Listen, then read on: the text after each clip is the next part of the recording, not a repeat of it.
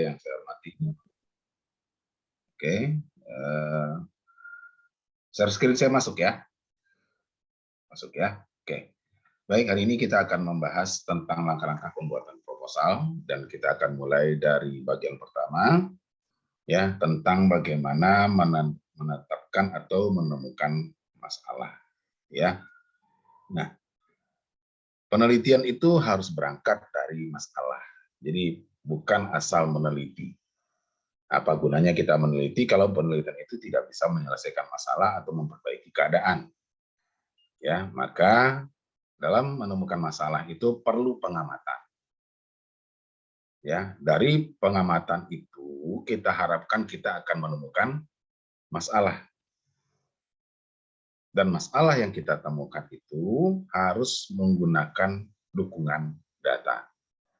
Nah, makanya di sini saya katakan menemukan masalah. Sebelum menetapkan variabel dan menentukan judul penelitian, maka lakukan pengamatan terhadap fenomena atau masalah yang terjadi di lapangan atau adanya penyimpangan konsep yang terjadi. Artinya apa? Bukan judulnya dulu yang kita buat, ya, tetapi masalahnya dulu yang harus kita temukan. Nah, saya nggak tahu ini apakah dalam kelas C ini pembagian mata kuliahnya sudah jadi dilakukan belum? Kebagian mata kuliah apa, kebagian mata kuliah apa gitu. Kalau kemarin teman-teman langsung milih aja set langsung ya, maksudnya langsung teman-teman judul dari teman-teman dikaitkan dengan mata kuliah apa gitu. Oke, baik. Tapi sekali lagi saya harapkan bukan judulnya dulu yang tampil ya, tapi masalahnya dulu. Kalau judul gampang nanti, ya. Nah, pengamatan dilakukan harus didukung dengan atau dilengkapi dengan data awal, baik dalam bentuk data angka maupun narasi hasil penelitian sebelumnya agar dapat memperkuat keyakinan peneliti untuk menetapkan variabel. Dalam penelitian program studi pendidikan, nah, ini kata khususnya untuk kita ya, maka fenomena atau permasalahan yang diamati harus berkaitan dengan pendidikan. Apa ruang lingkup dari penelitian pendidikan itu? Bisa kepemimpinan, ya tentu saja kepemimpinan kepala sekolah, bisa guru, bisa siswa, bisa orang tua, bisa lingkungan, bisa pembiayaan, ya, bisa kebijakan pemerintah dan lain sebagainya. Semuanya yang berkaitan dengan pendidikan, termasuk juga di situ ada metodologi, ada metode mengajar, ya. Kemudian juga bisa kita masukkan juga lagi kurikulum ataupun materi pelajaran. Ya, jadi semua yang berkaitan dengan proses pembelajaran. Nah, di awal tadi pagi saya sudah sampaikan melalui kalau tidak salah melalui ini ya, saya sudah minta tadi untuk teman-teman untuk mencoba mengamati contoh latar belakang masalah yang sudah saya tampilkan dengan harapan melalui contoh itu setidaknya teman-teman bisa punya apa yang dimaksud dengan gambaran awal dalam menentukan atau menyusun proposal penelitian atau proposal skripsi. Nah, membuat latar belakang masalah di sini saya katakan pertama, ya, berdasarkan permasalahan yang ditemukan hasil dari pengamatan, maka tetapkan variabel atau titik fokus yang akan diteliti. Ya, misalnya Anda sudah mengamati tentang proses belajar mengajar di sekolah, terutama dalam masa COVID-19 2 tahun ini, ya. Lalu Anda menemukan adanya penurunan kegiatan belajar mengajar, ya. Ada penurunan prestasi, ada penurunan motivasi, ada penurunan apa ya, semangat dalam belajar ya. Nah, sekarang kita fokuskan, kita mau mengangkat yang mana? Gitu. Apakah kita akan mengangkat tentang motivasi belajarnya kah? Atau kita akan mengangkat tentang sarana pembelajarannya kah? Atau tentang metodenya kah? Atau tentang kompetensi gurunya kah? Yang erat kaitannya dengan proses pembelajaran semasa COVID. Atau juga bisa kita angkat tentang lingkungan tempat tinggal, kondisi keluarga, ya, yang menyebabkan proses belajar mengajar selama COVID-19 itu tidak maksimal.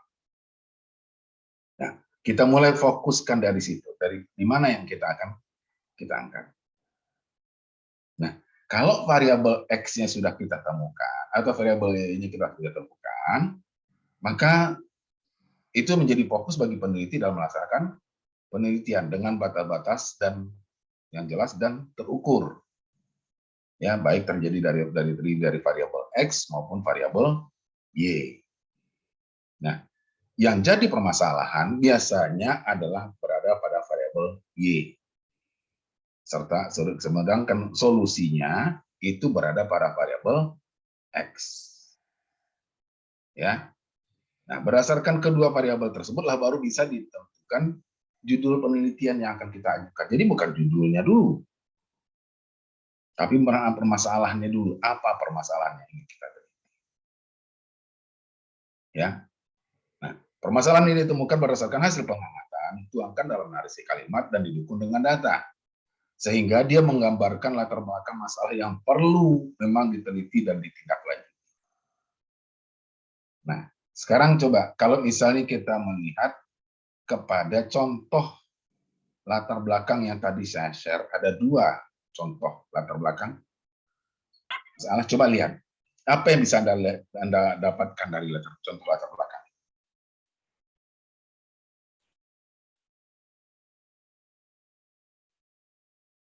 Apa kira-kira yang Anda dapatkan? Mungkin bisa dari yang pertama misalnya.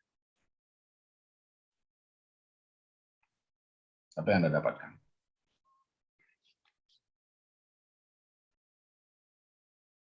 Belum sempat dibaca? Pak Naga, gimana kabarnya, sehat Pak Naga?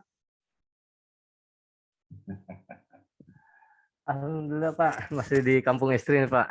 Oh, masih di kampung. Waduh. Iya, minal aidin wal faizin nih Pak. Taqabbalallahu minna wa minkum. Ya, masih menikmati kue lebaran di kampungnya. Iya, oke. Sudah sempat dibaca belum yang lain juga? Gimana? Saya belum baca saat. Belum sempat dibaca ya. Oke, coba saya coba angkat ya. Saya lihat ya. Materinya ada di sini tadi. Yang ke-6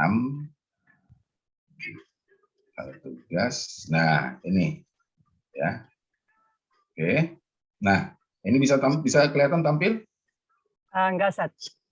Belum ya? Belum. Oke, baik, sebentar. Saya lepaskan dulu yang pertama.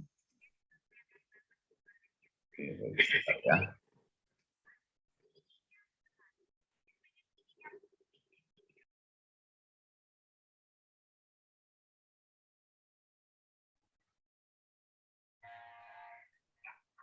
Baik, sebentar. Ini kok udah ditutup ya.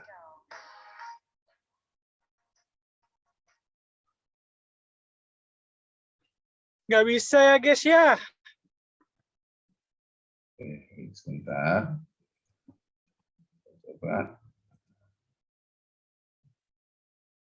Kenapa bisa ditutup ya? Oke, sebentar. Oh, ini ditutup. Sebentar.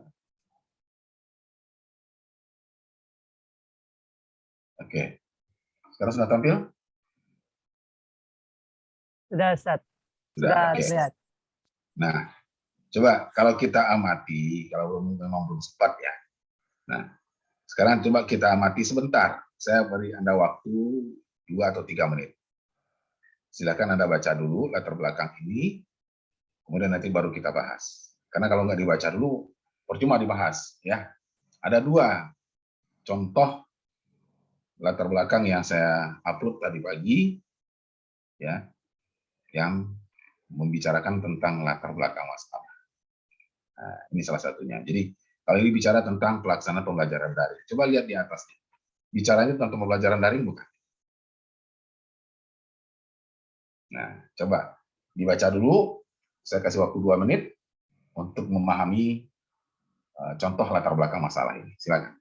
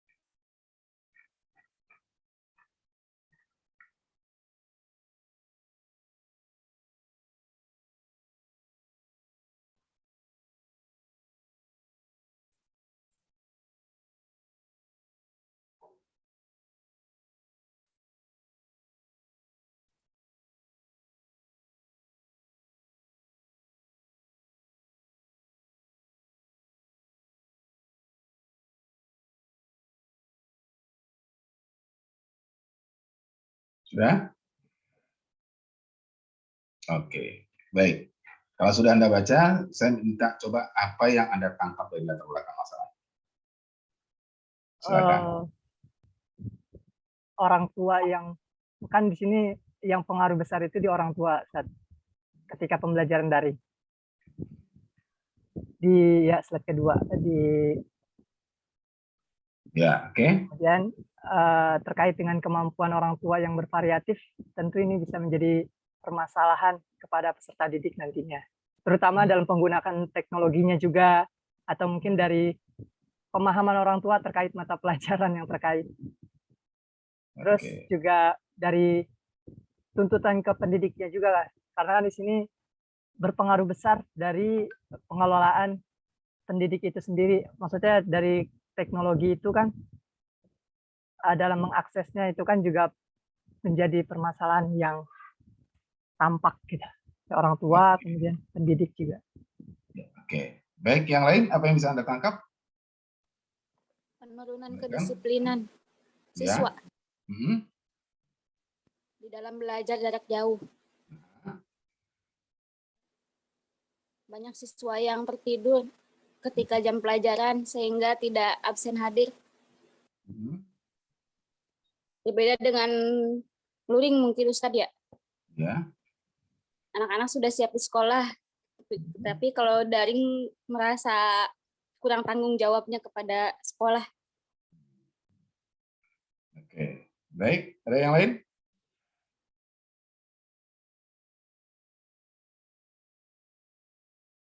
Ada apa yang bisa ditangkap dari latar belakang ini?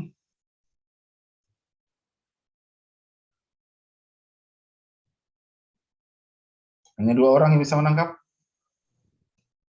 Pembentukan sikap watak karakter, Ustadz. Karena di sini orang tua harus berperan sebagai guru juga di rumah, karena kan masih banyak juga orang tua yang diserap dunia kerja gitu, waktunya juga kurang, jadi nggak bisa fokus. Oke, sebentar, saya cut dulu ya, Putri ya. Kasih Pak. Ini latar belakang masalah.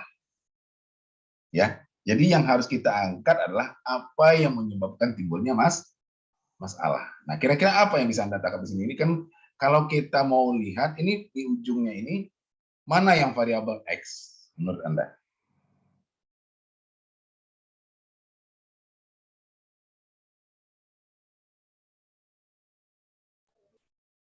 Yang di paragraf kedua. Mana yang variabel X? Peran orang tuanya, Ustaz. Iya, Peran orang. yang pengaruh peran orang tuanya, Ustaz. Y-nya? Tadi kehadiran orang tua kali yang nggak maksimal. Y-nya mana? Serta didik pembelajaran daring. Oh, laksanaan pembelajaran daring. Itu sudah kelihatan langsungnya. Jadi ya, sudah kelihatan X dan Y-nya. Nah, yang masalah yang mana? Yang masalah yang pembelajaran daringnya, Ustaz. Pelaksanaan pembelajaran daring. Ya. X-nya menjadi masalah nggak? Solusi enggak, Ustaz. Peran. Harusnya menjadi solusi. Kan menjadi masalah. Gitu loh. Nah, yang kita temukan di lapangan kira-kira seperti apa? Orang tua ini menjadi solusi atau menjadi masalah? Jadi masalah, Ustaz. Menjadi masalah juga. Gitu. Nah, sekarang bagaimana meningkatkan peran orang tua ini agar tidak menjadi masalah, tetapi justru menjadi solusi. Solusi, iya benar Putri. Nah, makanya coba dari latar belakang yang sudah kita bahas ini, yang sudah saya sampaikan ini, kira-kira menurut Anda permasalahannya ada di mana sebenarnya?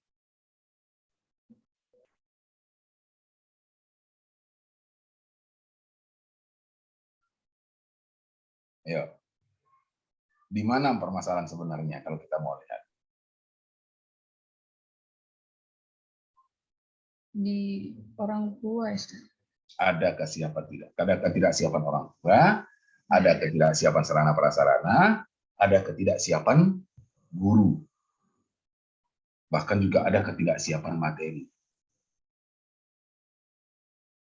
Nah, Kira-kira inilah yang harus kita bahas di dalam pembuatan latar belakang masalah.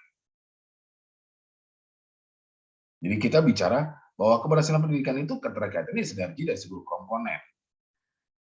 Ya, apalagi sekarang sudah masuk zaman 4.0 ya.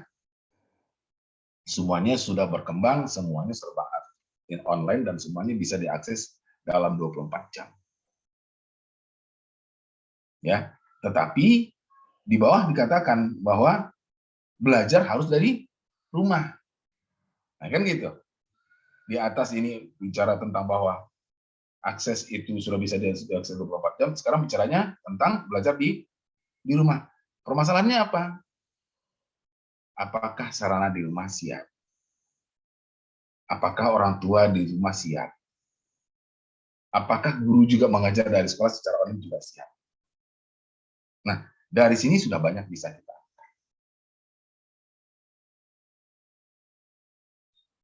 Ya, jadi kalau ini sederhana sih, saya coba masukkan latar belakang masalahnya, ini hanya lebih kurang sekitar 3 halaman. Dan ini sudah bisa jadi latar belakang. Ya, nah permasalahannya itu kita lihat dimulai dari mana? Ini tadi contohnya. Bahwa siswa yang telat mengisi daftar hadir, siswa yang tidak disiplin, siswa yang belajarnya tidak off cam, tidak on cam dan lain sebagainya. Nah, ini data yang saya maksud adalah ini satu contoh. Ya, ini. Ya. Ini artinya ada peraturan yang bisa menjadi dasar kita menetapkan latar belakang masalah. Kemudian yang kedua, di sini juga ada data yang bicara tentang kondisi di lapangan.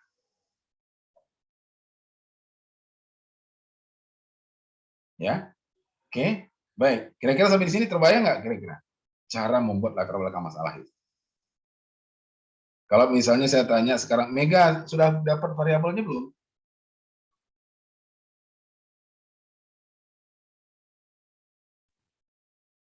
Sudah Zen, bisa di unmute. Di unmute dulu, Kenapa, Mega. Ustaz? Oke. Maaf, sudah putus-putus. Ya, Mega sudah menetapkan variabel untuk diteliti. Jaringan.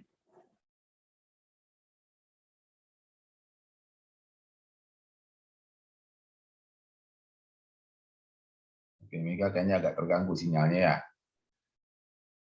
Pak Naga, gimana? Kira-kira sudah menyiapkan variabelnya belum? Yang akan diteliti, yang akan dicoba untuk diajukan di proposal? Sudah, Ustaz. Oh, sudah, oke. Oke, baik. Apa variabelnya? Mega.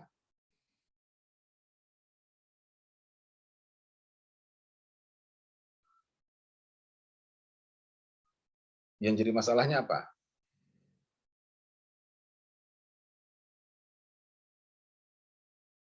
Oke, agak terkendala ya. Oke, kalau ke Pak Naga gimana Pak Naga? Tentang kerusakan akhlak, Ustadz. Ya, variabelnya apa? Variabel Y-nya apa yang jadi masalah apa? Terutama masalah sopan santun yang saya lihat, Ustadz. Ya. Oke, lalu titik fokusnya apa? Kan kalau sopan santun bukan variabel ya. Nah, variabelnya apa kalau sopan santun itu? Pembatasannya bisa nanti masalahnya sopan santun. Tapi variabelnya apa kalau sopan santun itu besarannya gitu.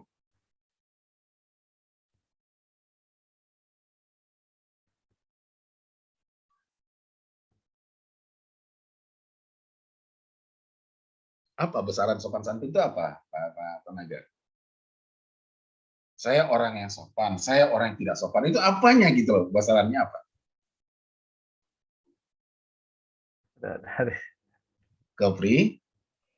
Kepribadian. Besaran dari sopan santun itu kan kepribadian. Ya, atau akhlak siswa bisa. Nanti pembatasan masalahnya baru tentang adab sopan santun dengan siapa dibatasi di situ. Sopan santun dengan guru kah, sopan santun dengan orang tua kah? Nah, situ di pembatasan masalahnya nanti masuknya Pak Naga. Tapi besarannya adalah kepribadian siswa.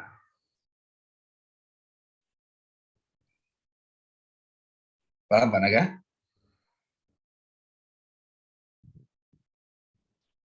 Masih mencerna juga, Ustaz. Masih mencerna. Oke. Saya boleh coba, Sat? Nah, gimana? Kalau masalahnya terkait ketika belajar, peserta didik merasa bosan, Sat, gitu.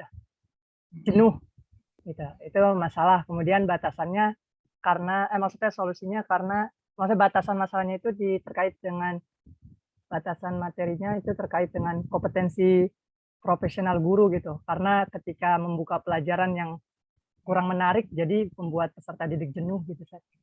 Y-nya apa dulu? Permasalahannya apa dulu tadi? Tadi maksudnya peserta didik jenuh, bosan gitu di kelas. Ya, itu jenuh, bosan itu kan artinya kan fenomena yang tampil ya. Fenomena itu bukan variabel loh. Nggak fokus, Sat. Gimana?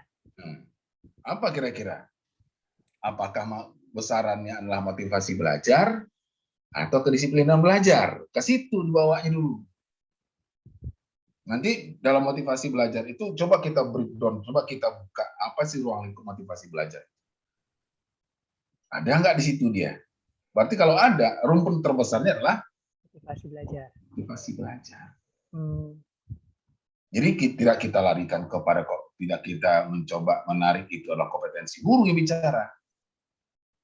Karena yang namanya motivasi belajar itu menurun banyak faktor. Ya, bisa juga faktor orang tua. Tadi kan kita sudah bahas. Dan itu dirasakan oleh orang tua kan. Bagaimana 2 tahun ini mengajar anak di rumah ternyata membuat orang tua pusing. Kan gitu. Ya. Nah, lalu ada lagi apa? Lingkungan. Di sekolah biasa belajar dengan tenang, sekarang lingkungannya berisik, tidak bisa belajar juga. Jadi banyak faktor yang menyebabkan kejenuhan dalam belajar. Ya, apalagi misalnya di rumah tidak ada dukungan dari orang tua sibuk kerja semua sendiri belajar tanpa ada pengawasan, itu juga akan menyebabkan anak jenuh. Ya, kurangnya sarana pembelajaran, ya, sinyal tidak stabil, jenuh nggak? Iya kan? Lagi belajar begini misalnya nih Panaga itu tiba nge-lag Panaga. Waduh, suara saya putus-putus, Panaga juga nggak bisa dengar suara saya, kamar saya putus juga enggak. Macet gitu kan. Jenuh nggak belajar begitu? Ya belum juga. Jadi belum tentu kompetensi guru. Nah, gitulah. Ya. Nah, lalu motivasi belajarnya itu kita mau batasi pada apa? Kan harus ada batasannya nanti akan kita garap.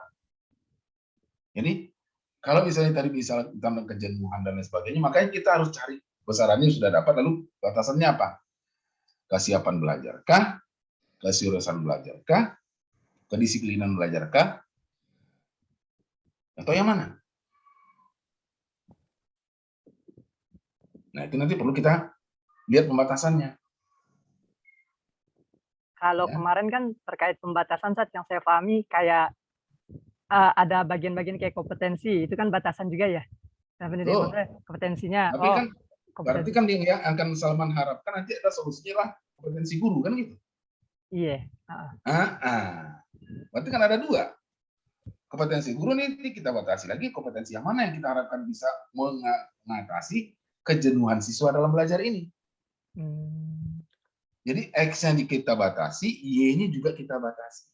Oh iya, dua-duanya berarti. Dua-duanya nggak bisa salah satu. Jadi kalau tadi motivasi belajar kita mau batasi pada apa? Kedisiplinan belajarkah? Kesiapan belajarkah? Ya. Atau keseriusan dalam belajar? Misalnya keseriusan dalam belajar itu indikatornya apa? Bisa kita cari. Bisa kita buka referensinya kan?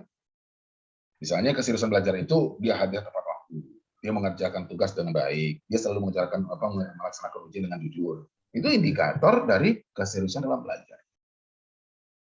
Nah. Dan keseriusan dalam belajar itu masuk dalam variabel motivasi belajar. Karena kalau nanti Salman mencari referensi tentang keseriusan dalam belajar atau kejenuhan dalam belajar, nggak ketemu loh referensinya.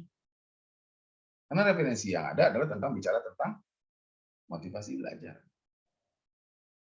Itulah kenapa harus kita cari besarannya. Sama seperti yang Pak Naga katakan tadi kan gitu. Sopan santun. Ada nggak teori sopan santun, Pak Naga? Agak terbatas referensinya ya. Tapi kalau kita masukkan kepada kepribadian siswa, maka referensinya akan luas. Gitulah. Paham Pak Naga? Maaf Ustadz, terkait Ya, tadi ya. kita mainnya ke indikator-indikator dari butiran-butiran dari yang kompetensi itu, maksudnya batasan itu indikatornya kita ngambil sendiri atau kita emang udah ada rumusnya, Ustadz? Ada rumusnya. Oh, ada Indikator itu kan nanti kita lihat dari fungsi. Misalnya kompetensi pedagogik. Apa sih fungsi kompetensi pedagogik? Maka fungsi itu akan menjadi indikator. Karena kalau tidak berfungsi, apakah itu kompetensi? Contohnya begini, saya kemarin sudah contohkan ya. Nah, saya bilang saya punya alat komunikasi, handphone, ya. Alat komunikasi saya ini harganya 5 juta atau 10 juta. Tetapi nggak ada paketnya. Bisakah ini disebut sebagai alat komunikasi meskipun harganya 10 juta? Hah? Nggak, Ustadz, fungsinya Nggak apa? bisa. Kenapa dia nggak bisa disebut alat komunikasi? Buat komunikasi aja nggak bisa. Fungsinya Ustadz. Karena tidak berfungsi. Jadi indikator itu nanti bisa kita ambil dari fungsinya. Paham maksud saya? Nah, begitu juga kalau nanti kita bicara tentang kompetensi guru, bicara tentang kepribadian anak, ya, bicara tentang motivasi belajar, ada fungsi motivasi belajar. Makanya saya selalu mengarahkan pembuatan outline itu ada tujuan dan fungsi. Fungsi itu nanti untuk mengukur indikator ini ada apa tidak. Begitu indikatornya ada, bisa untuk mencapai tujuan enggak? Nah, gitu. Di situ baru nanti akan lahir indikator. Tapi indikator itu kan nanti kita bahas. Ya masih jauh. Ya. Yang harus kita pahami sekarang itu adalah variabelnya. Bisa dipahami? Pak Naga gimana?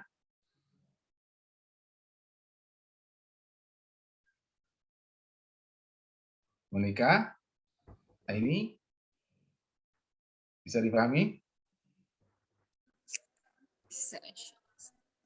Gimana ini?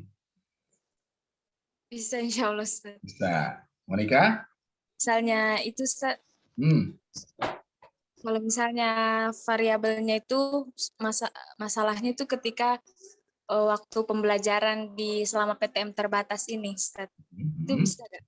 Kayak kan biasanya kalau di SD tuh maksimal berapa menit? 35 atau 45 menit gitu. 35 JP. 35. Iya. Nah, sedangkan selama PTM terbatas ini itu diwaktuin hanya 30 menit aja gitu. Itu yang mau dijadiin penelitian itu bisa nggak efektivitasnya guru dalam mengajar selama waktu segitu gitu. Nah, kita harus kembali ke titik awal tadi Aini. Aini melihat ada masalah apa selama pembelajaran durasinya dikurangi dari biasanya. Sudahlah tidak tatap muka, gurunya di rumah, siswanya di rumah masing-masing. Tapi kan tidak tatap muka secara langsung ya. Durasi waktunya dikurangi lagi. Kira-kira ada masalah apa di situ? Efektivitasnya aja gitu, Ustaz. Efektif bisa nggak? Kita kan nggak akan bisa mengukur efektivitas kalau masalahnya belum jelas. Coba menurut Aini, pembelajaran dengan durasi yang dipotong, kemudian belajarnya juga online, ada masalah nggak? Kalau menurut Aini, ada, Ustaz. Jadi apa masalahnya? materinya tetap sama. Jadi misalnya kayak satu buku kita harus mempelajari 6 bab, sedangkan dipotong-potong gitu. Maksudnya jadi guru tuh ini apa sih namanya, ngejar materi gitu, Ustaz. Jadi satu pertemuan yang mungkin bisanya di 2 kali pertemuan jadi 1 kali pertemuan, jadi kayak ngejar materi gitu, Ustaz. Gimana sih? Oke, Susah. satu permasalahannya ngejar materi. Lalu kedua apa masalahnya lagi? Coba silakan yang lain boleh bantu.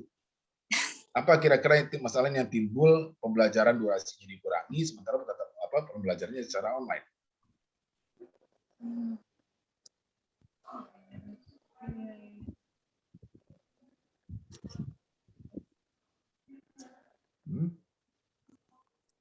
Jadi buru-buru Daya kali serap ya. siswa masih maksimal nggak? Kompetensi Enggak. gurunya mungkin Ustaz. Enggak. Kita bicara dengan ini dulu. Ingat, jadi jangan pindah dulu menikah ya. Kita masih bicara tentang Y-nya dulu. Masalahnya dulu kita coba angkat dulu. Dengan pembelajaran durasi dipotong kemudian secara online itu bermasalah nggak terhadap penguasaan terhadap misalnya penguasaan belajar siswa? Pemahaman. Iya, pemahaman materi. Bermasalah nggak? Bermasalah. Bermasalah. Penyampaian materinya bermasalah nggak? Masalah juga. Motivasi belajarnya bermasalah nggak? Bermasalah juga. Hasil belajarnya bermasalah nggak? Bermasalah. Oh iya. Nah, gitu loh. Dari situ Menek yang situ. mana yang mau kita angkat gitu loh. Dari situ banyak. Iya. Dari situ baru pembatasan masalahnya, Ustaz. Nah, pembatasan. Jadi yang kita mau angkat apa tadi? Dengan pembelajaran itu berarti apa yang mau kita angkat? Penyampaian materinya. Nah, ini enggak masalahnya dulu. Penguasaan materi kan? Kalau siswa. Nah, penguasaan materi itu nanti batasannya apa?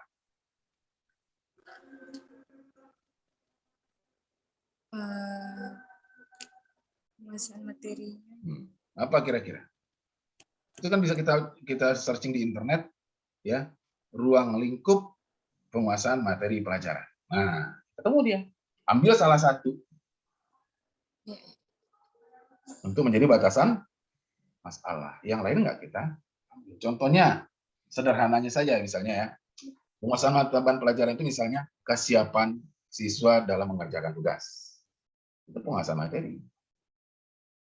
Kesiapan siswa dalam menghadapi ujian itu penguasaan materi.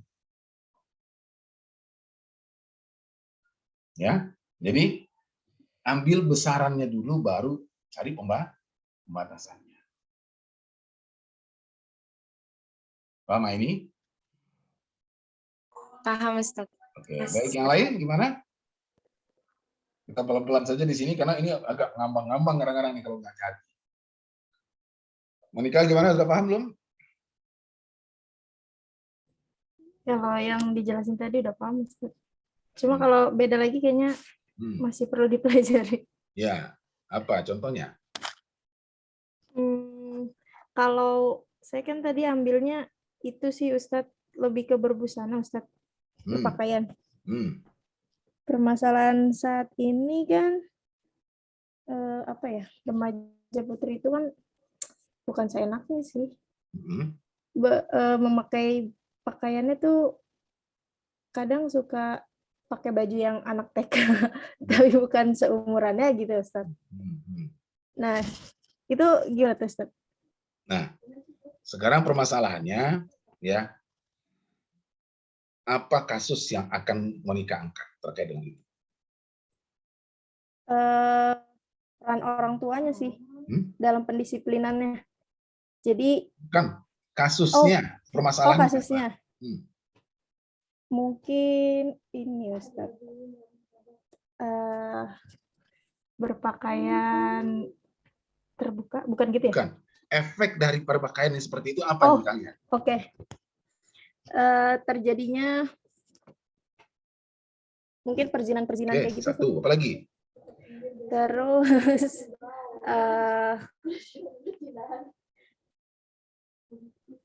terjadi pelecehan seksual nggak? Iya, betul. Nah, punya data nggak tentang itu? Gimana? Punya data nggak Monika tentang itu? Saya sih nonton film aja, Ustaz. Harus cari datanya nih. Oh, berarti dari misalkan di rumah gitu ya, misalkan. Iya, apakah Oh, banyak. di, Ada kayaknya sih, Ustaz. di busway, mungkin di kereta, mungkin di mana Iya, betul. terjadi pelecehan seksual. Terjadi juga hubungan di luar nikah. Itu datanya harus diangkat. Ini salah satu penyebab kasus. Ini kan jadi permasalahan ini kan itu. Iya. Nah, ya kan? Ini penyebabnya apa?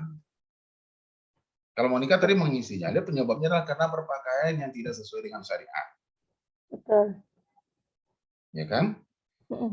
Nah, lalu solusinya apa? Solusinya adalah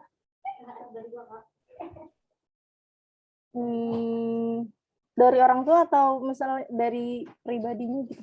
Nah, sekarang gini, berpakaian itu pertama kan adalah pemahaman agamanya dulu. Banyak loh orang berjilbab, tapi pakaiannya tetap aja tidak sesuai dengan syariat agama. Jilbabnya sih oke, ngelilit leher, tapi pakaiannya nyetak semua. Nah, sekarang yang mana yang mau kita angkat? Apakah pengaruh pemahaman agama terhadap cara berpakaian? Ya. Nah, di situ baru kita bisa ngangkat gitu. Tapi sekali lagi, berpakaian ini harus ada masalah apa dan apa datanya. Oh, mungkin lebih ke ini sih Ustaz tadi, perzinahan kayaknya. Ya? Perzinahan. Apa Monica bisa mengambil data tentang perzinahan? Gimana Ustaz? Apa Monica bisa mengambil data tentang Perzinahan? Di mana datanya Monica mau ambil?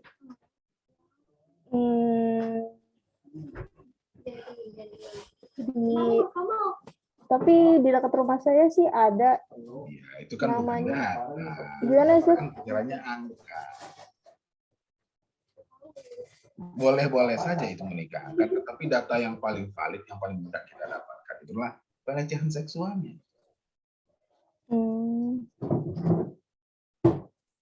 Ya kan? Itu datanya banyak di internet. Oke. Jadi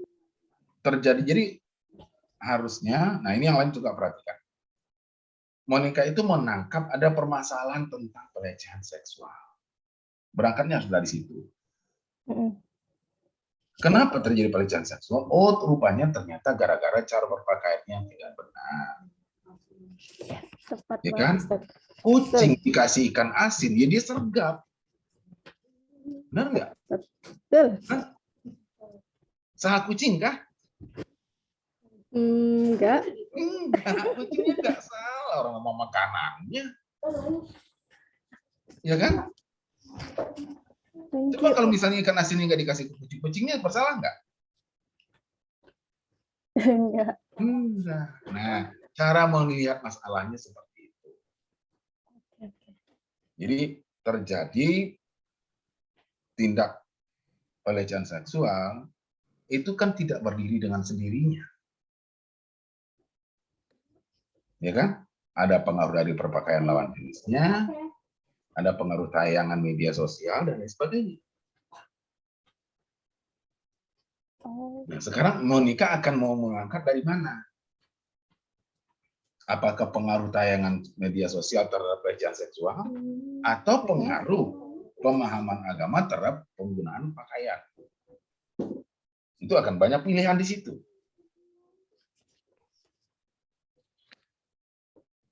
Paham maksud saya? Ya. Jadi berangkat dari kasus ya Monica ya. Kalau bukan dari kasus nggak boleh. Jadi langkahnya tuh apa yang mau dipecahkan baru ke judul gitu ya Ustaz? Iya. Jadi jangan judul yang diperkosa. Iya kan? Iya. Masalahnya nggak jelas kok tiba-tiba ada judul gitu. Kan nggak bisa gitu kan? Betul. Ya. Bentuknya nggak jelas tiba-tiba udah ada rumahnya gitu. Itu gimana ceritanya? Jadi harus berangkat dari masalahnya dulu. Makanya dari awal kemarin saya katakan, meneliti harus berangkat dari masalah. Paham maksud saya? Siap Ustaz. Oke. Terima kasih banyak. Ya, oke, baik. Pak Naga gimana? Pak Naga sudah paham? Insyaallah bisa ditangkap Ustaz. Oke, baik ya. Putri bisa? Masih coba lagi Ustaz. Di mana Putri bingungnya di mana coba? Tadi hampir sama-sama punya Monik Ustaz. Nah, Yang masalah zina itu. kan bisa kita sudut pandang. Iya, tapi pas tadi Ustadz bilang nyari data tentang zinanya jadi Jadi takut. Sekarang gini caranya, Putri. Nggak perlu kita takut dulu. Coba lacak dulu di internet, ada datanya nggak? Waktu sih baca dari yang pola asuh gitu, Ustadz. Dari psikolog Bunda Eli Risman, itu kan lagi banyak banget dia tentang pandemi zina. Nanti pengaruhnya, variabelnya itu pengaruh perhatian orang tua. Coba, misalnya kita angkat ya.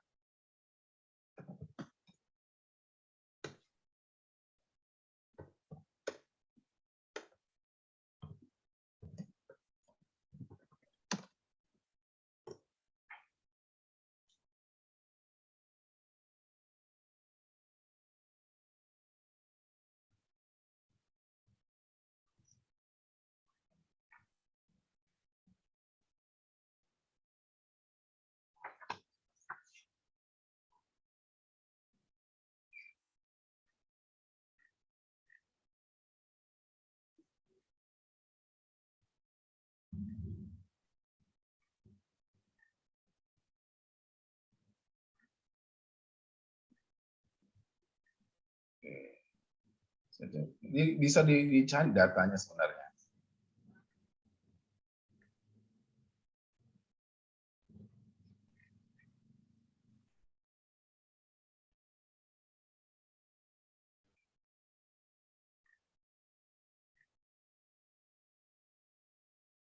Nah, ini menurut ini. Contohnya ya, hasil survei menemukan fakta bahwa menurut data terbaru setidaknya 30 juta anak-anak dan remaja di Indonesia merupakan pengguna internet dan media digital saat ini.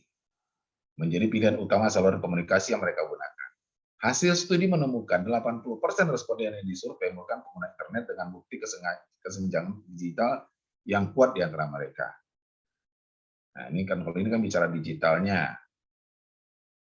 Oke.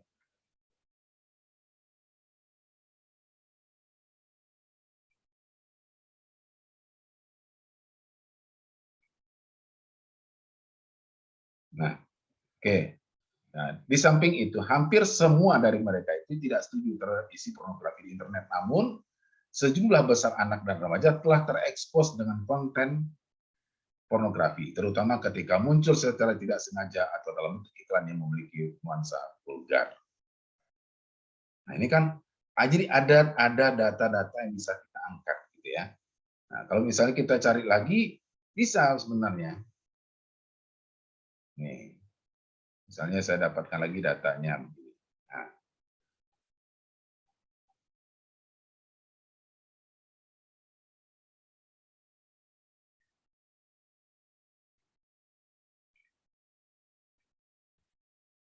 Ya, ini kalau ini ada data tentang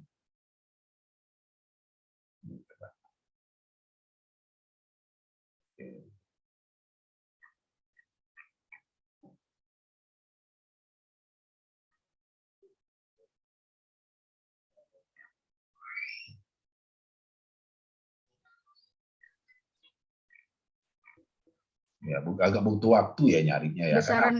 Besarannya kayak luas banget ya Ustaz. Iya, jadi harus dicari sebenarnya. Kalau kita nggak cari nggak bisa. Gitu. Jadi harus kita mencari apa sebenarnya yang menjadi trennya gitu loh. Nah.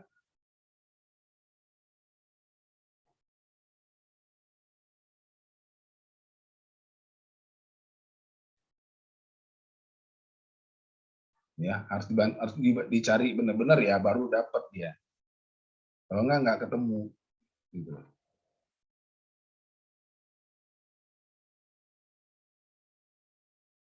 Ya. Oke, jadi begitu kira-kira. Jadi harus dicari gitu loh Putri. Kalau misalnya bicara tentang perzinahan ya harus data perzinahan. Harus ada data yang mendukung itu gitu loh.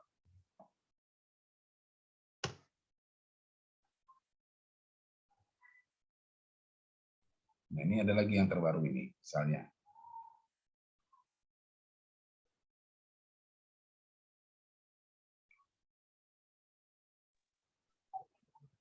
Ustaz, nanya Ustaz. Ya, silakan. Ya, ini Ustaz ya.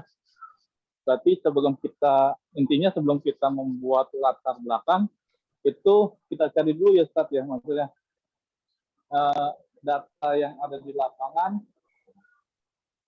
apa gimana Ustaz? Tadi saya sih, kesimpulan saya harus mencari data yang sesuai dengan realitas, terus literatur yang harus digunakan pada saat untuk membuat latar belakang gitu. Oke, jadi begini Pak Ilyas ya, bukan datanya yang harus kita cari. Data itu kan pendukung, ya. Yang harus kita cari dulu permasalahannya. Permasalahan itu akan kita angkat butuh data, nah gitulah. Ya, jadi misalnya seperti tadi misalnya yang disampaikan oleh Putri, misalnya kasus perzinahan di kalangan remaja. Itu harus kita cari datanya. Ya. Kalau datanya nggak dapat, ya susah kita bicaranya. Nah, ini contohnya ini. Ini baru saya dapat nih, satu. Oke.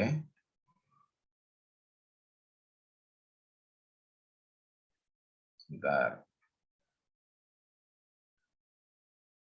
Nah, ini hasil penelitian mengatakan begini. Penyebab maraknya pergaulan bebas berdasarkan hasil penelitian studi desa di Indonesia adalah sekitar 60 hingga 80% remaja mengaku pernah melakukan hubungan seks. Ya. Nah, ya, kemudian di sini juga dikatakan, sebentar, mana dia?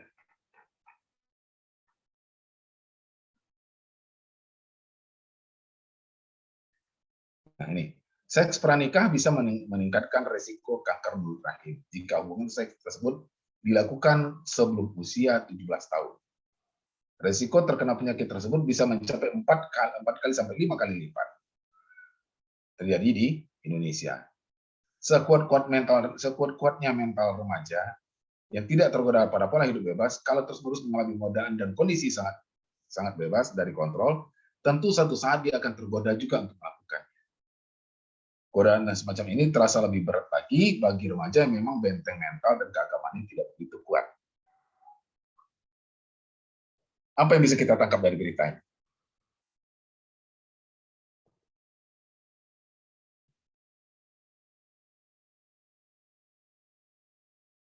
Pengaruh lingkungan. Oke. Jadi artinya begini, yang namanya perzinahan di kalangan remaja itu bukan semata-mata karena diri dia sendiri, tapi juga bisa karena lingkungannya. Ini makanya dikatakan tadi, sekuat-kuatnya mental seorang remaja untuk tidak tergoda pada pola hidup bebas, kalau terus-menerus mengalami godaan, godaannya dari mana? Dari teman, dari media, kan gitu. Tayangan-tayangan, ya. Kalau terus-menerus digoda dengan hal yang seperti itu, dengan kondisi sangat bebas dari kontrol, tentu suatu saat dia akan tergoda juga untuk melakukannya. Apalagi benteng mental dan keagamaan tidak begitu kuat. Apa solusinya sebenarnya di situ yang dia tawarkan?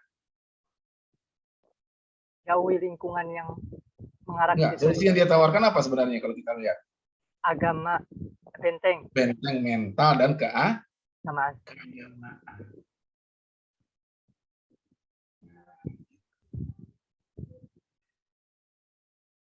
Paham kira-kira Putri? Paham, Ustaz.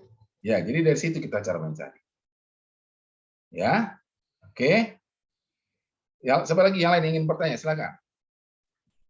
Maaf Ustadz, terkait data itu, ini kita ngambil-ngambil seperti ini, apakah bisa jadi sumber set atau mungkin harus dari kementerian apa gitu yang memang Tidak. enggak. Ambil aja dari internet, yang penting nanti linknya harus kita copy.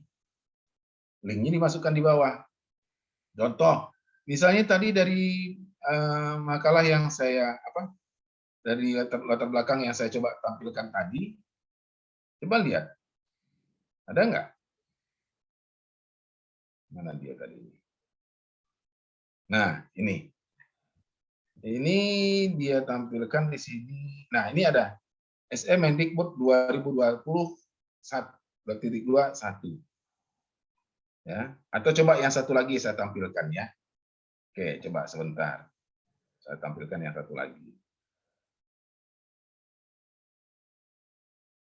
Oke, sebentar.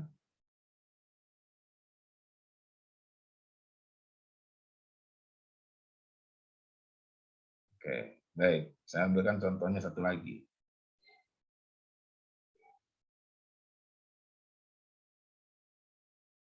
Bentar.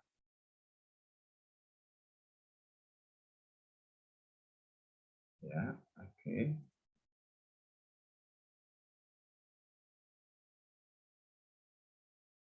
Oke, sekarang coba yang kedua sekarang ini lihat. Di sini ada, nah ini dia. Linknya itu di copy. Jadi ini dari Novianti dan Prasda. HTTP-nya di copy semua. Ini kan tinggal di blok. Sehingga kita tidak terkena plagiat. Nah ini di sini contohnya. Jumlah pengguna internet di Indonesia dilaporkan mencapai angka 202,6 juta. 202,6 juta hingga Januari 2021. Angka ini tumbuh 15,5% dari tahun sebelumnya dengan kenaikan 27 juta orang. Anda bayangkan, 20 juta orang pengguna internet naik setiap tahun. Ya. Nah, dari hasil ini kita lihat ya. Jadi 73%, 73,3% itulah pengguna internetnya adalah dari Indonesia. Jadi Indonesia ini terbanyak gitu loh. Keren Indonesia kan? Ya. Tetapi ya, rata-rata mereka menggunakannya untuk apa? Nah, ini yang perlu dipahami. Atau misalnya durasi mereka menggunakan internet dalam satu hari berapa? Itu rata-ratanya kalau dilihat di sini adalah sekitar 8 jam, 8 jam dan 52 menit. Berarti hampir 9 jam satu hari. Kan luar biasa datanya. Nah, kalau kita lihat dari sebegini banyaknya, itu terbanyak penggunanya adalah remaja. Nah, ini dia kasusnya. Ya, jadi semuanya diambil dari link yang ada di internet. Gitu. Ya, oke. Baik. Ada lagi yang ingin bertanya? Silakan.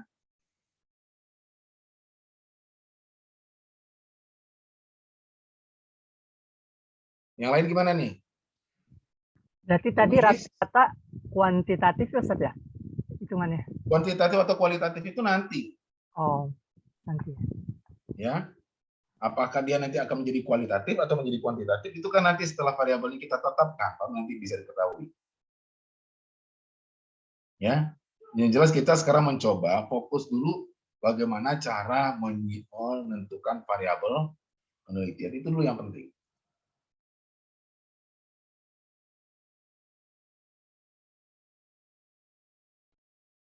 Ada yang ingin bertanya? Silakan.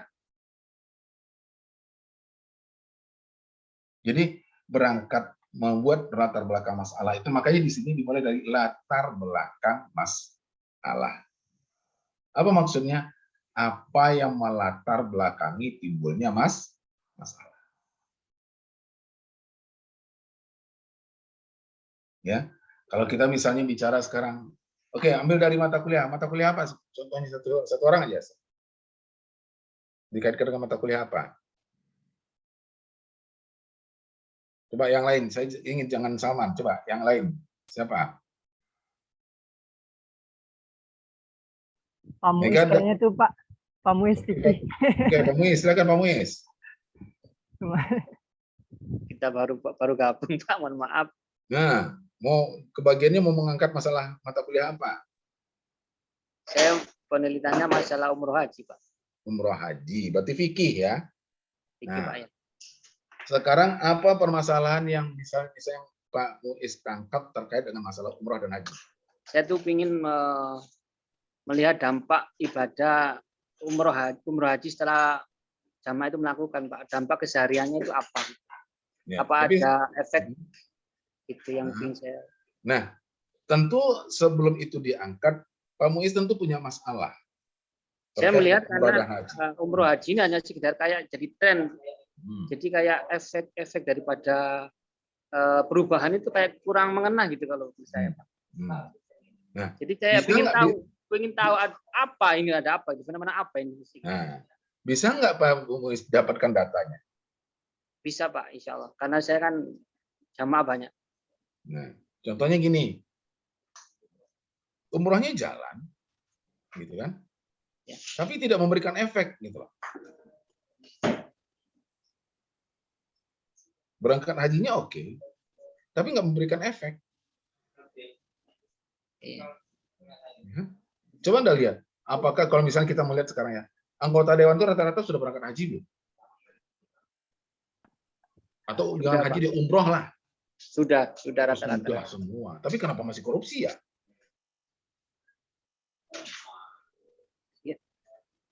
Itu ya, kan? apa yang mempengaruhi itu, saya ingin tahu apa. Nah, berarti nanti kita harus cari datanya dulu. Ya. Lalu misalnya begini lagi. Kalau kita melihat yang menerobos jalur busway itu kalau pagi-pagi yang banyak siapa ya? Pekerja, Pak. Hah? Motor. Iya. Muslim apa bukan? Muslim lah. Muslim, ya. Itu menerobos jalur busway itu korupsi bukan? Korupsi samar-samar, Pak. Pelaku. Ini namanya kalau kena di kita dibilang samar-samar, gitu kan, nggak kena kalau kenanya cuma di orang lain bilang korupsi. Harus jelas. Jadi ada pemahaman orang, jadi pemahaman orang tentang korupsi itu ya hanya uang gitu loh. Ya kan? Ngajarnya misalnya tidak sampai materi, dia nggak dianggap ya nggak korupsi. Gitu kan? Mengambil hak orang lain atau merugikan orang lain di jalanan, dia dianggap nggak korupsi.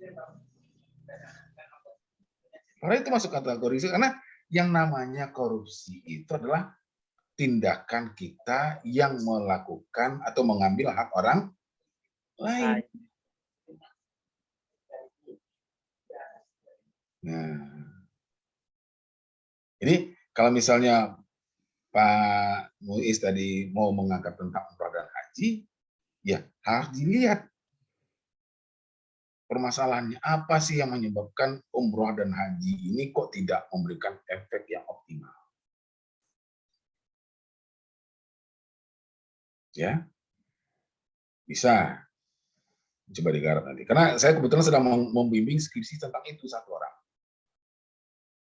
Ya, jadi dia mau mencoba meneliti tentang pengaruh ibadah nilai-nilai pedagogik ibadah umroh. Nah itu kuantitatif itu, kualitatif itu. Tapi tentu harus ada data. Kenapa dia ingin mencari nilai-nilai pedagogik ibadah umroh ini? Karena ternyata setelah pulang umroh kok nggak terjadi perubahan. Nah, itu yang sudah Pak Muiz katakan, ya udah buat adu gengsi. Ya kan? Hari ini saya umroh nih, wah, di-share di media sosial kan semua orang tahu Anda berangkat umroh kan gitu. Iya. Tapi setelah Anda berangkat umroh itu terjadi perubahan nggak? Nah, jadi begitu caranya, harus mengangkat dari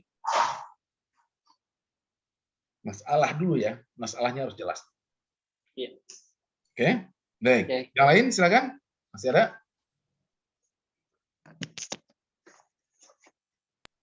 Mungkin saya Ustadz ya. Ya, silakan. Saya coba mengangkat ini Ustadz. bukti empirik tentang satanisme dan pengaruhnya terhadap kerusakan akhlak pemuda Islam, Ustaz. Nah, apa masalahnya yang Pak Naga temukan? Pertama dari sisi yang menginspirasi saya dari salah satu buku, Ustaz. Misalnya pendidikan hari ini kan begitu seharusnya semakin bagus, harusnya semakin membuat manusia itu semakin menuju kepada peradaban yang lebih baik gitu. Tapi ternyata yang terjadi justru sepertinya ya dekadensi moral, kerusakan sopan santun. Mungkin agak luas sih, masih. Ya. Oke, terkait dengan itu Pak Naga punya data nggak? Paling baru dilihat dari secara sekilas di lapangan, Ustaz. Ya, karena kita kan bicara begini, terjadinya kerusakan moral atau terjadi dekadensi moral, terjadinya kerusakan sopan santun. Menurutnya dari mana? Datanya ada nggak? Orang pasti akan kejar. Ini harus ada data yang bisa memperkuat pendapat Pak Naga itu. Makanya disebut dengan data pendukung.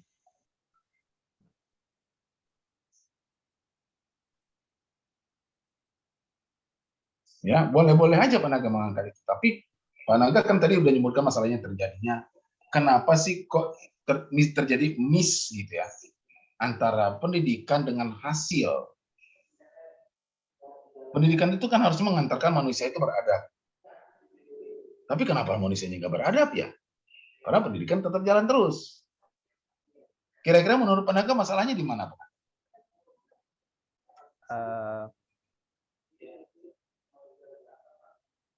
Nah itu yang ingin saya angkat dari ada pemahaman satanisme tadi, Pak, yang mencoba untuk menginfiltrasi dari secara umumnya mungkin sistem pendidikan gitu. Sehingga pendidikan itu yang seharusnya berhasil dengan mengantarkan manusia yang baik, hasilnya malah jadi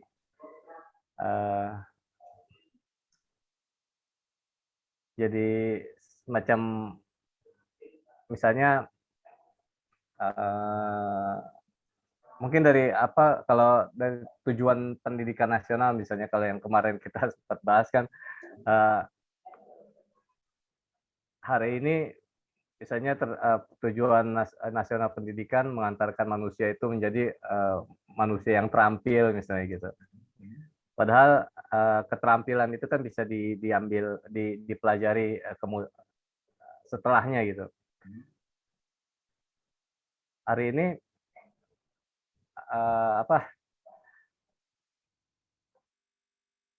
harusnya kan agak sulit juga nih Pak. Jadi gini, saya paham Mas Pak Naga ya.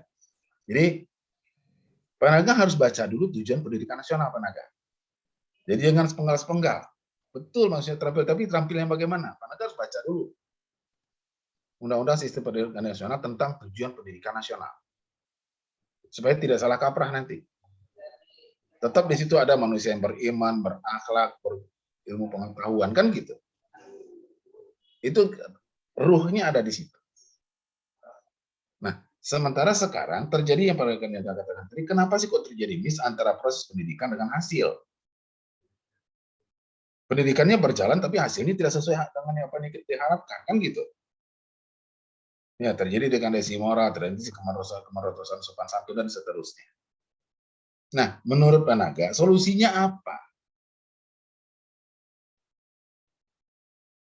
Yang akan menjadi variabel X-nya.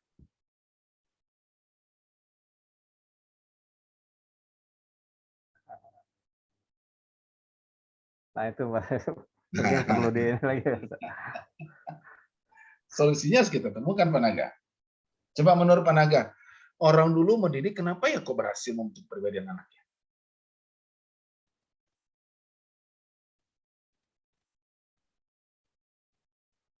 Ya. Kenapa orang dulu berhasil Pak Naga? Mungkin banyak faktor juga Ustaz ya. Iya, apa? Kalau dilihat dari sisi agama mungkin dari cara memberikan nafkah kepada anaknya mungkin dengan dari barang-barang yang halal gitu. Kalau hari ini kan mungkin banyak sekali udah nggak peduli lagi tuh orang dengan halal haram gitu. Terus apa lagi? Itu salah satunya. Kemudian keteladanan yang diberikan oleh orang-orang dulu gitu. Yang hari ini kadang-kadang justru orang-orang yang lebih tua itu lebih kepada menunjukkan arogansinya, terus senioritasnya ditonjolkan gitu, sehingga ditiru oleh orang-orang yang muda gitu. Sekarang apa yang kita bahas tadi bisa nggak jadi solusi, Pak Naga? Solusinya ya, kalau yang namanya orang tua itu ya pengaruh pemberian nafkah itu nafkahnya memang harus benar-benar yang halal. Menjadi seorang guru itu harus benar-benar panggilan jiwa. Ya. Bisa nggak itu menjadi solusi, Pak Naga? Sepertinya bisa, Ustaz. Bisa. Kalau gitu, menjadi seorang guru yang tulus dan ikhlas yang dengan panggilan jiwa itu masuk dalam kompetensi apa, Pak Naga? Personal kayak Ustaz. Kompetensi? Personal. Nah, ke situ tariknya, Pak Naga. Jadi kita cari dari bawah, oh ini larinya kemana sih? Oh kompetensi personal ternyata. Barulah akhirnya nanti akan kita tarik menjadi judul pengaruh kompetensi guru terhadap pembentukan akhlak siswa. Nah, kompetensi gurunya nanti dibatasi pada kompetensi personal. Ya, kepribadian siswanya nanti kita batasi pada adab sopan santun kepada guru dan orang tua. Kemudian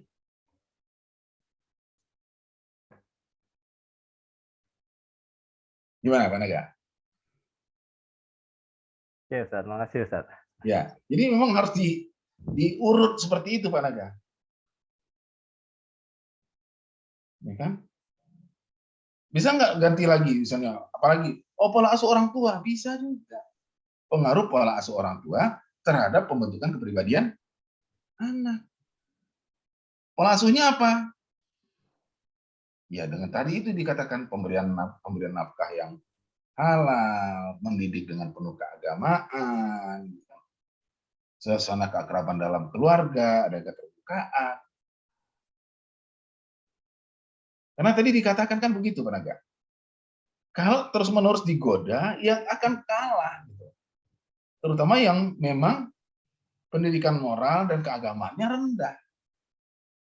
Maka berarti bentengnya ya yang rendah tadi harus kita bentengi menjadi lebih kuat.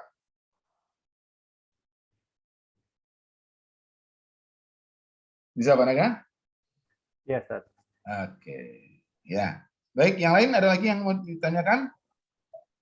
Karena begini, saya mentargetkan ya, minggu depan itu saya akan mencoba mensimulasikan beberapa latar belakang yang sudah Anda susun. Jadi minggu ini Anda sudah mulai mengerjakan tugas membuat latar belakang masalah. Minggu depan saya akan minta secara acak untuk dipresentasikan. Harus dimulai. Kalau nggak begitu nggak jalan-jalan dia. Artinya minggu ini mulai seluruh kelas C ini sudah mulai mencoba membuat latar belakang masalah. Masalah benar atau tidak itu urusan nomor 20. Yang penting sudah dicoba buat. Ya. Oke? Ya, Ustaz. Ya. Ada lagi yang ingin bertanya? Saya, Ustaz. Silakan.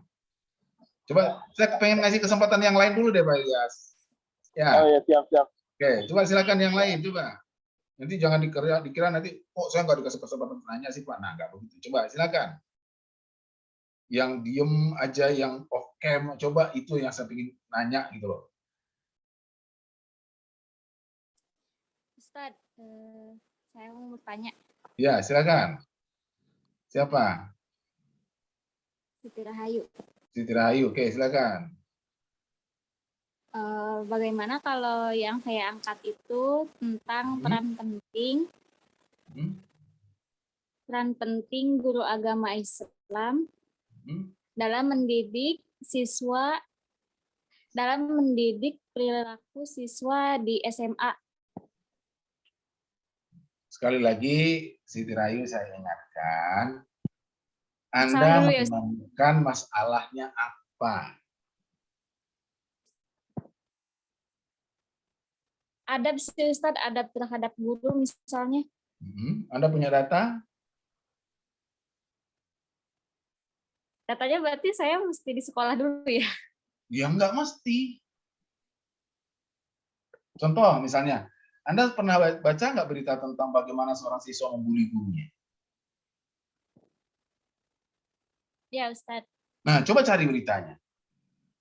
Angkat kasus itu ke dalam latar belakang Anda komentari. Itu caranya. Jadi berangkat bukan dari variabel, tapi dari masalah. Maka variabelnya akan timbul nanti dengan sendiri.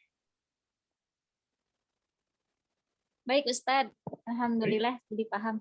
Oke, jadi sekali lagi saya ingatkan, datanya atau masalahnya dulu yang penting. Masalahnya apa? Kalau tadi Anda katakan bahwa terjadinya penurunan nilai-nilai hormat pada guru. Oke, kasusnya mana?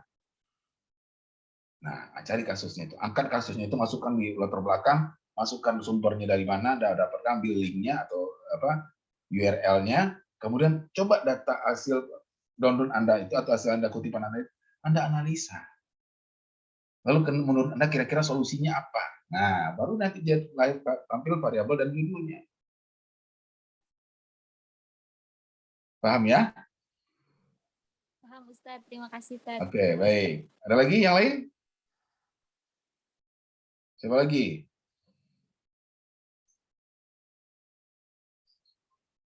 Fitria ini udah paham belum? Hah? Ustadz.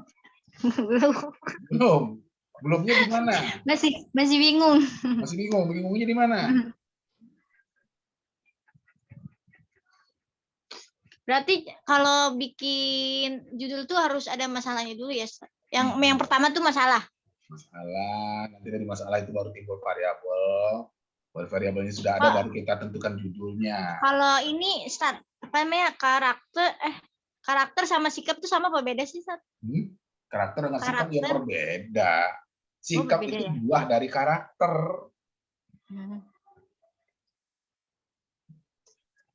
Ya, jadi sekali lagi masalahnya harus Anda temukan dulu ya. Nah, cobalah Anda amati apa masalah pendidikan. Sungguh sangat banyak kok yang bisa Anda angkat. Oke. Mega gimana? Sudah paham Mega?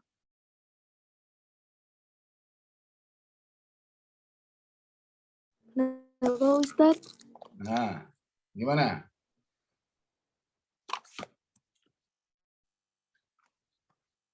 Masih bingung sih, cuma nanti aku coba cerna lagi. Oke, coba ya.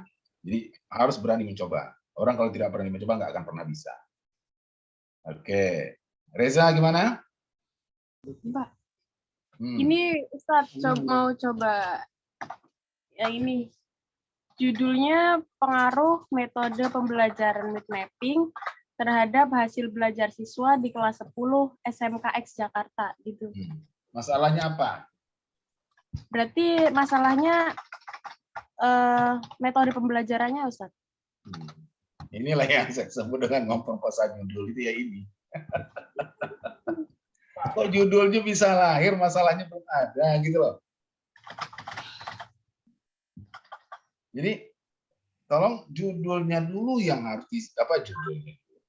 Tolong permasalahannya dulu yang diangkat Reza. Reza mau mengamati permasalahan apa yang dalam pendidikan yang Reza temukan. Nanti dia akan tampil ke permukaan dengan sendirinya apa itu variabelnya, apa nanti akhirnya menjadi judul. Sama kasusnya dengan seperti apa yang dikatakan oleh Pak Naga tadi. Ya kan? Di sana misalnya orang tua itu dengan guru itu dengan keteladannya mendidik siswa. Ternyata bisa kata Pak Naga. Keikhlasan seorang guru dalam mengajar bisa nggak membentuk kepribadian siswa? Bisa loh. Kalau gitu Keikhlasan dalam mengajar itu apa? Kompetensi. Kompetensi yang mana? Personal. Nah, itu dia namanya. Diurut ya. Itu Reza ya. Jadi masalahnya itu kita cari. Reza mau mengangkat masalah apa? Nah, kalau masih bingung juga bisa di searching di internet permasalahan dalam dunia pendidikan selama COVID-19 bisa. Ustadz. Kan ketemu dia. Silakan. Ustadz, kalau baik Ustadz. Ustadz mau tanya. Ya, silakan. Kalau misalkan judulnya kontribusi guru pendidikan agama Islam dalam upaya penanaman ibadah pada siswa kelas 10 sekolah menengah atas. Masalahnya itu masalahnya apa? Peningkatan ibadah ya, Ustaz? Kelihatan kan ya? Coba Pak Naga dengan teman-teman yang lain coba lihat. Masalahnya dipaksakan kan? Itu yang saya bilang jangan dijadikan lakukan itu. Jadi masalahnya dulu yang harus mereka temukan gitu loh. Mereka ingin mengangkat masalahnya tentang apa? Tentang sholat. Nah, apa yang terjadi dengan sholat siswa pada saat ini?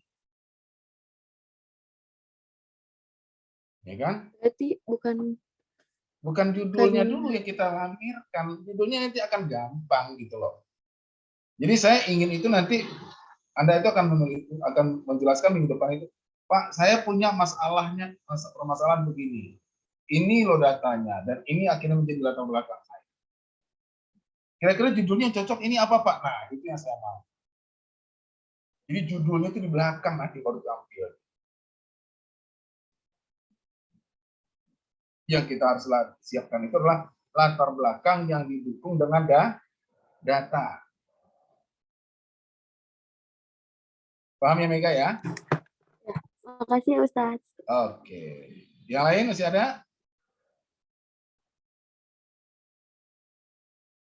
Karena cukup banyak yang tidak aktif, saya lihat kameranya. Jadi, oke. Sekarang begini, kita akan coba saja. Ya, ilmunya ilmu nekat. Ya, harus bisa. Minggu depan saya akan minta Anda mulai mempresentasikan latar belakang masalah. Di latar belakang masalah itu catatan yang perlu Anda pahami adalah latar belakang itu harus menggambarkan adanya masalah. Satu, ingat-ingat itu ya. Di latar belakang itu harus menggambarkan adanya masalah. Yang kedua, di latar belakang itu juga harus didukung dengan data. Jadi bukan hanya persepsi peneliti loh. Memang ada data yang bicara tentang hal.